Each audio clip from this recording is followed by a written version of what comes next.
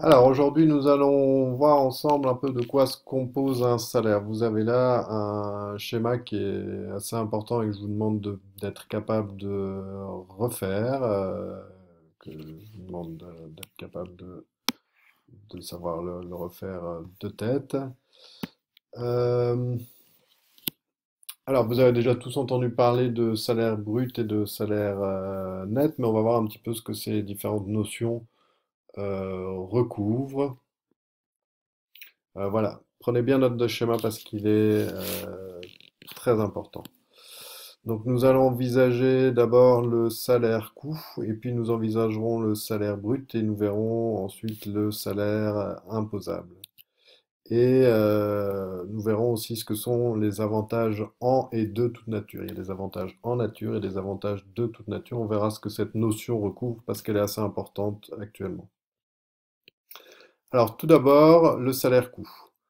Le salaire coût, c'est le brut imposable plus les cotisations patronales. Donc, c'est ce que le travailleur coûte à son employeur. Souvent, on connaît son brut, mais le brut n'est pas encore le salaire que vous coûtez à l'employeur, parce que l'employeur doit en plus payer des cotisations patronales. Alors, attention, pour certaines organisations syndicales, on verra plus tard ce que c'est, les cotisations patronales font partie du salaire, mais il s'agit juste d'une partie exemptée d'impôts. Et donc, pourquoi est-ce qu'elle considère ça? Parce que on ne peut pas y toucher sans concertation avec les syndicats. C'est une vision qui se tient, mais voilà, tout le monde n'est pas d'accord là-dessus. Alors, on va voir ensuite le salaire brut. Alors, le salaire brut, qu'est-ce que c'est? C'est le salaire net plus les cotisations sociales personnelles.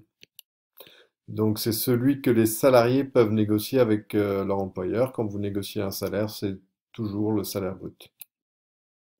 Et donc ça veut dire une chose, ça veut dire que les fonctionnaires, eux, par contre, ne négocient pas leur salaire brut, puisque vous le savez, leurs conditions de travail sont fixées par un statut, sont fixées par la loi et qu'ils ne peuvent pas négocier.